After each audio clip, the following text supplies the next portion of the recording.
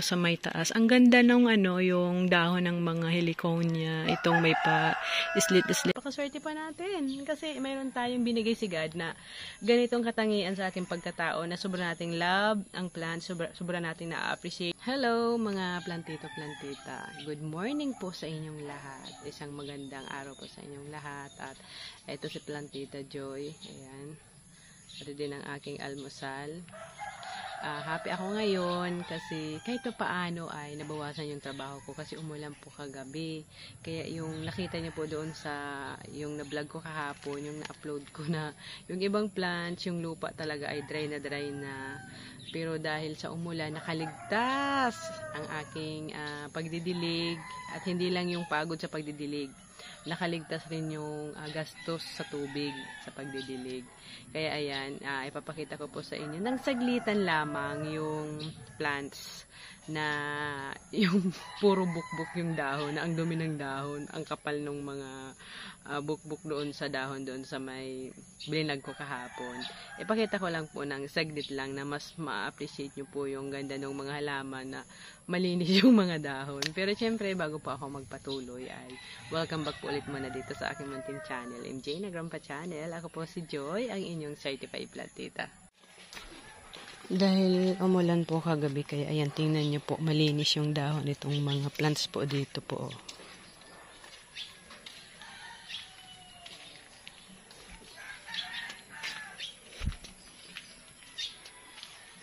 Ito po kahapon ay lantang-lanta itong mga plantita. Nakita niyo po doon sa vlog. Pero ayan, talagang ang sigla ng mga plants pag nauulanan kasi umulan po kagabi. Ayan, basang-basa sila at makikita nyo doon sa sigla ng mga dahon nila na nakainom sila ng tubig ulan. Ito po mas lalong dumami at ayan, lumago. Pero sana hindi naman masyadong naapektuhan itong mga kruton dito. Ayan, pero kumakapal talaga ito. Ayan na sila, sayang naman alisin.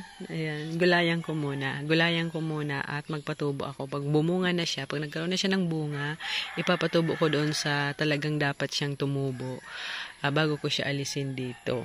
Kasi matatakpan talaga nito itong mga kruton dito.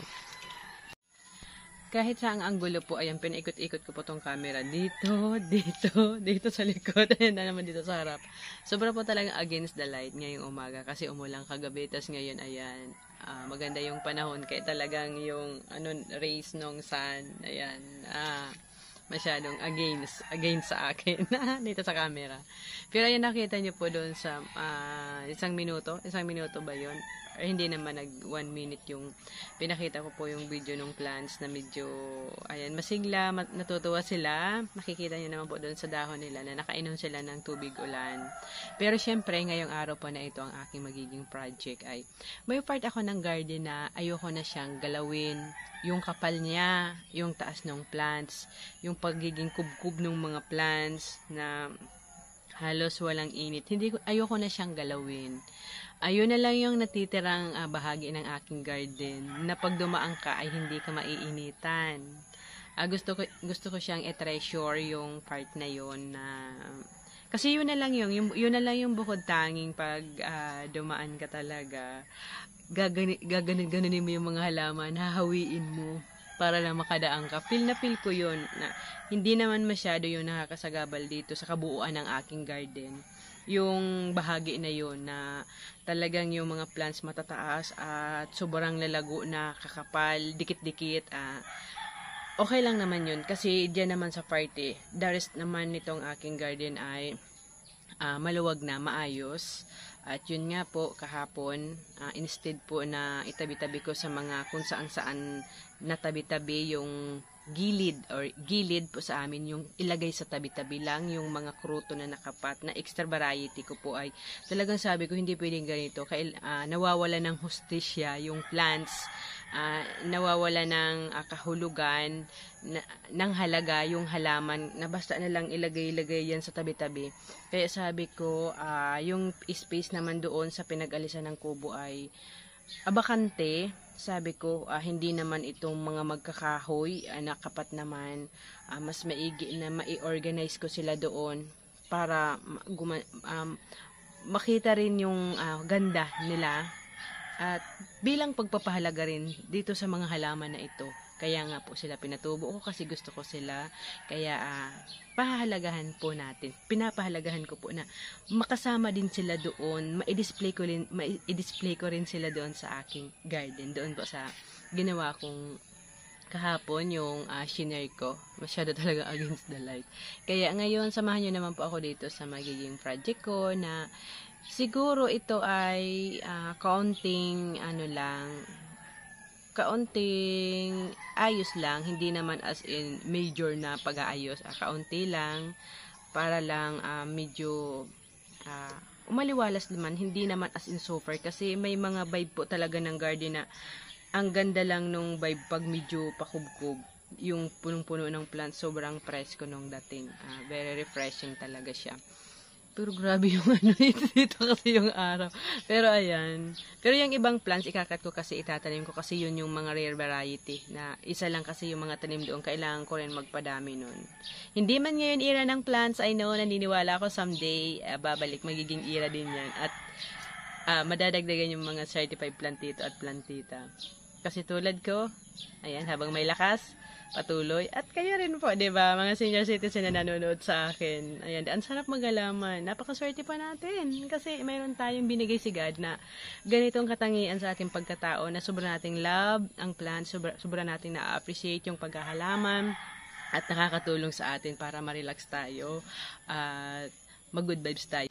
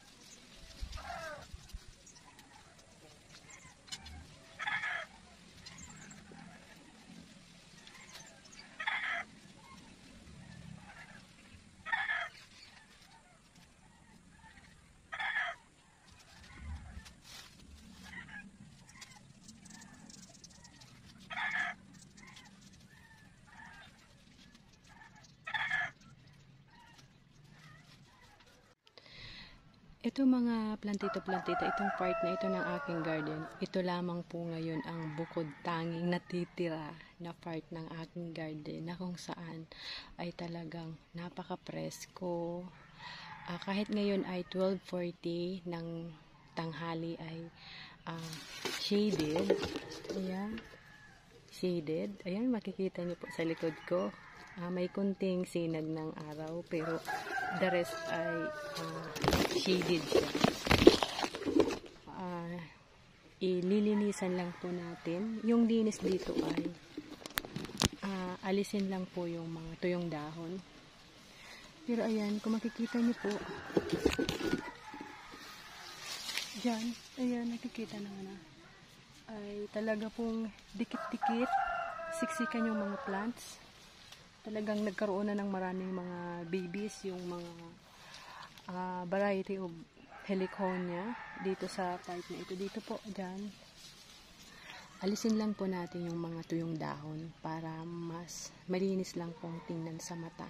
Pero overall po ay wala na tayo masyadong aalisin kasi sobrang napakaganda ng vibe dito sa daanan na to, na pagdaan nyo po ay hindi ako maiinitan. Hindi po tayo maiinitan. Kahit wala po kayo dito literal, personally na nandito sa aking garden. Siyempre sa bawat ginagawa ko, iniisip ko na lagi kayong kasama. Siguro dahil sa ilang taon na lagi ko na lang po kayo nakakausap through dito sa aking munting channel, social media na pamamaraan na nakikiusap sa inyo. Kaya yun, parang nakatatak na sa akin na every time ako nag-garden ay kasama ko kayo. Kaya ito, alisan lang po natin to dyan.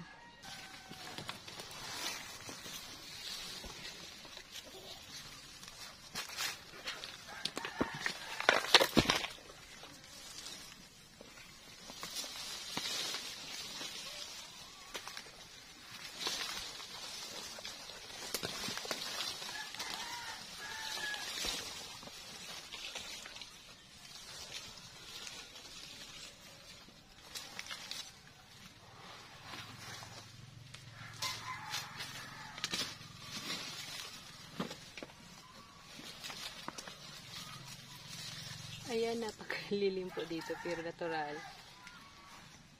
Tumitingin-tingin tayo para sa, ayan, kung safe ba. Alam niyo na po yung tinutukoy ko. Ayan, kasi medyo, dito. Pero alisin ko po muna tong mga ibang plants.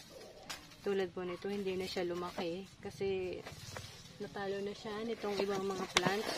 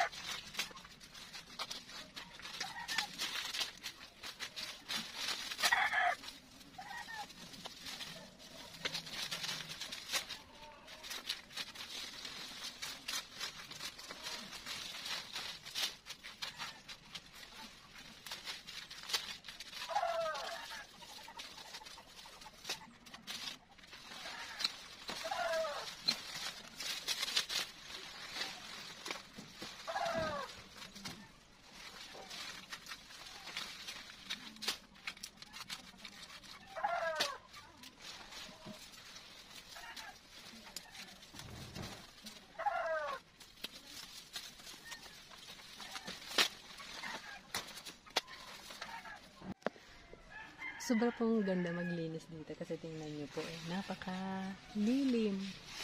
Dahil po dito sa halaman na ito po. Tadaan! Diba? Mga plantita-plantita. Sobra lang nakaka-amaze. At sobra nakakataba ng puso. Na tulad nyo po ay binibiyaan tayo ni God ng pagkakataon na ma-enjoy natin yung hilig natin, at maalagaan natin yung ating garden na kung saan ay ito nalilibang tayo kahit tanghaling tapat po ngayon. Ayan, balibasa itong heliconia ay variety ng banana. Ayan, yung saging, kaya yung mga dahon ay malalaki at ayan, shaded. Ayan, tingnan niyo po, halos wala na pong init. Pero kaunti na lang. Inaalisan ko lang po ng mga konting mga tuyo pang dahon para maliwanag lang kung tingnan. Tapos lilipat na po tayo doon sa kabila kasi napakarami rin tuyong dahon dito sa kabila sa may part po na yan.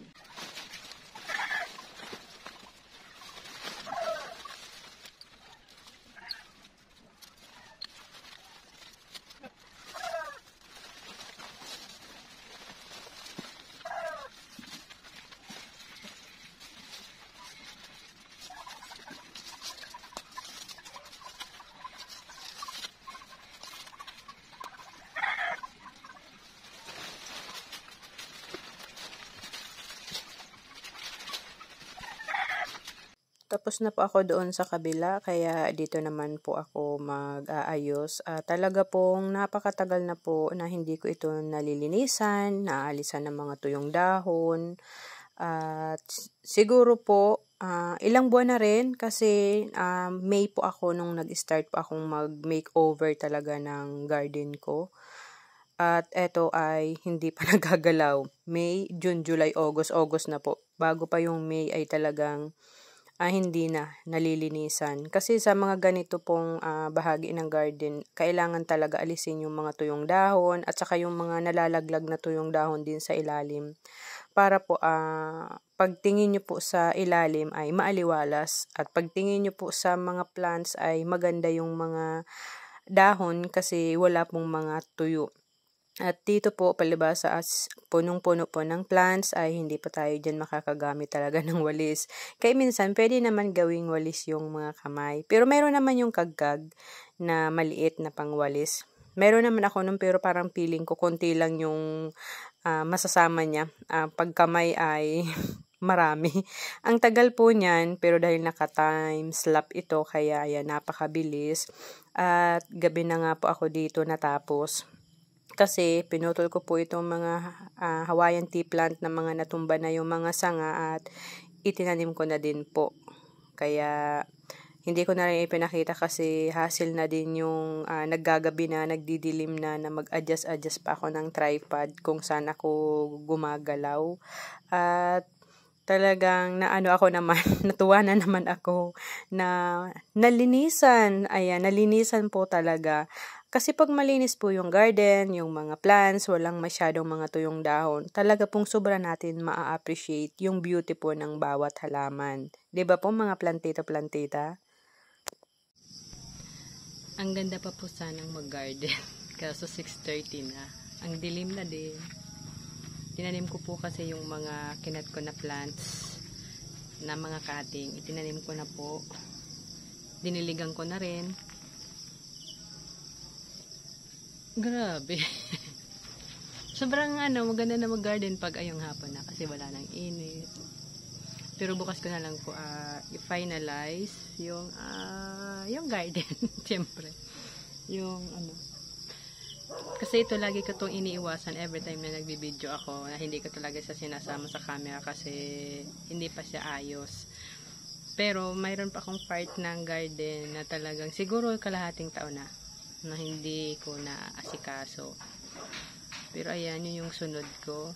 Pero ayan, bukas ko na lang po videohan ulit ng maliwanag na kasi gabi na.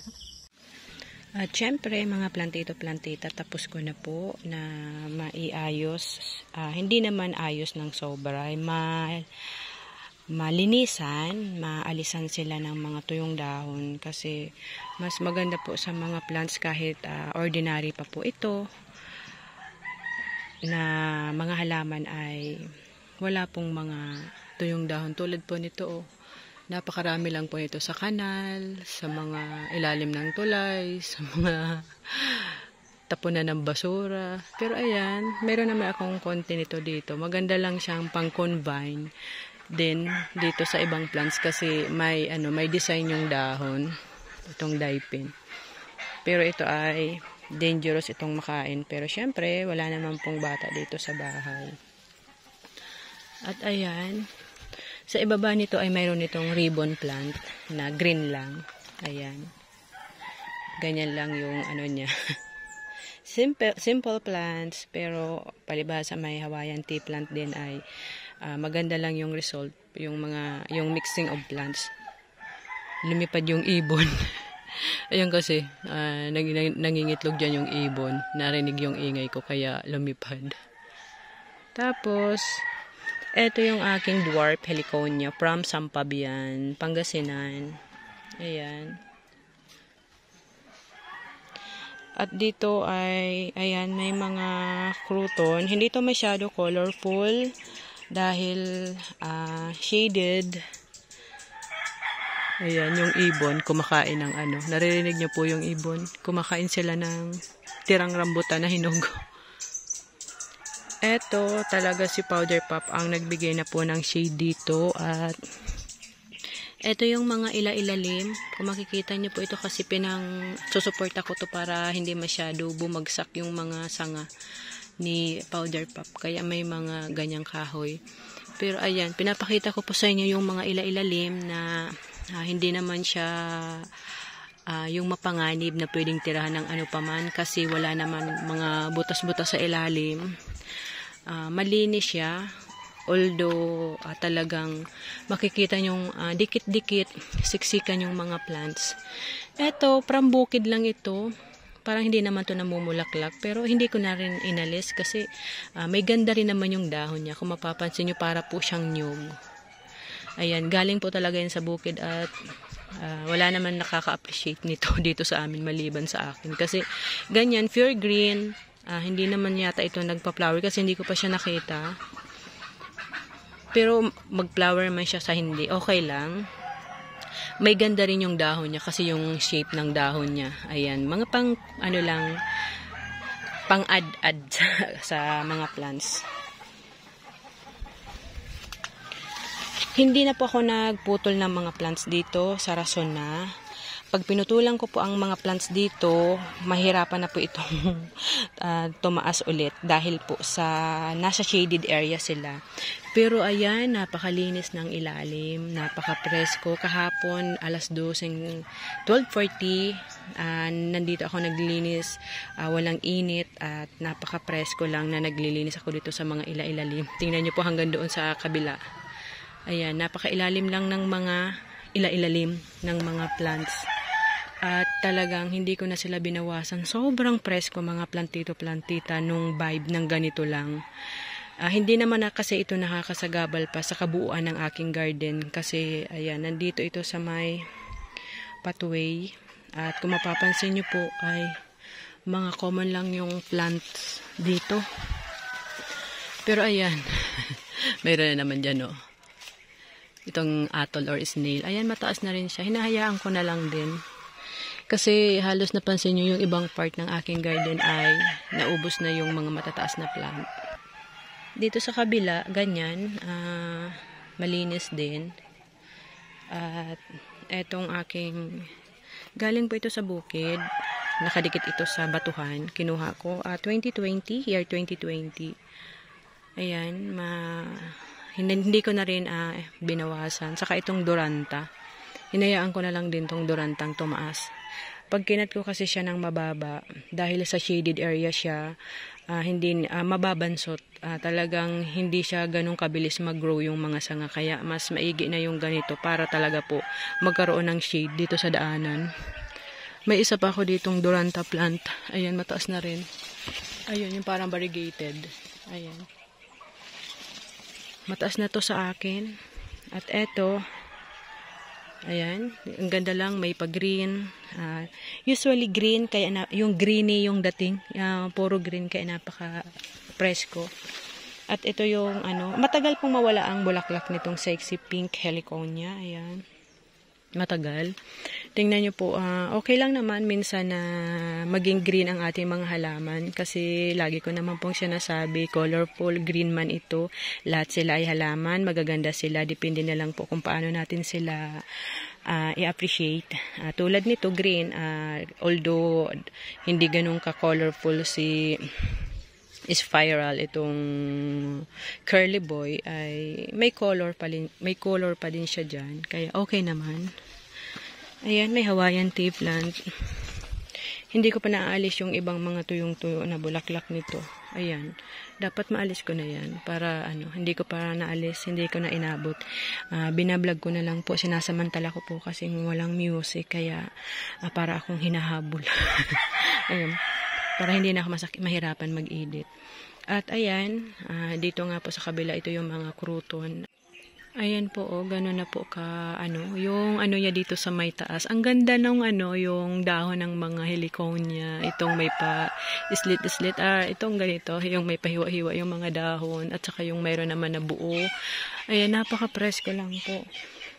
Sobrang, aliwalas.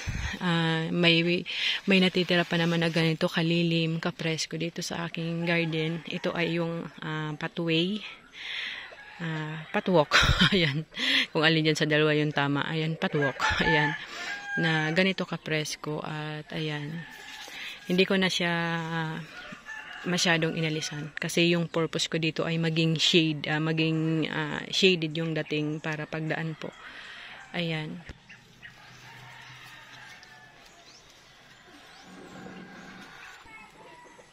Ayan po. Ganyan yung dito. Yung klase ng pagkakasama-sama, yung combination, yung mixing of plants, ganyan lang po. Simple plants, pero dahil nga po sa mga malalaki na sila, nagsama-sama yung kanilang mga ganda. Kaya yung kanilang mga ganda ng bawat isa, kaya naman napakaganda ng result dito sa pathway dahil sa kanila.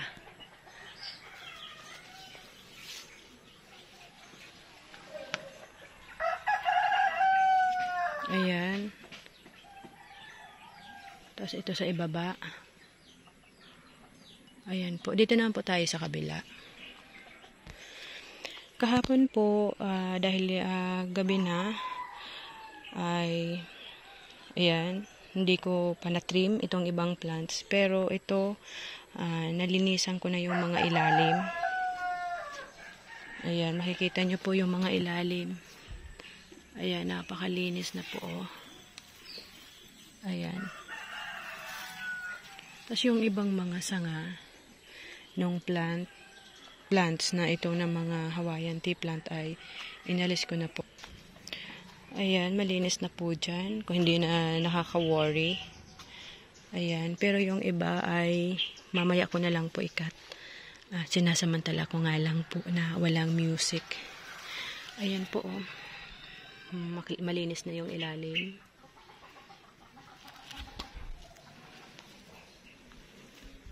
Ito po, kailangan ko itong itayo at ilipat sa ibang itong kahoy na natumba na paggagapangan po nito. At ayan, di ba po basta po malinis ay napakaaliwalas at sobrang presko, at mas lalo natin makikita yung ganda ng bawat isang halaman. Ayan, yung iba matataas na. Hindi ko na kinat kasi sometimes gusto ko rin ng mataas.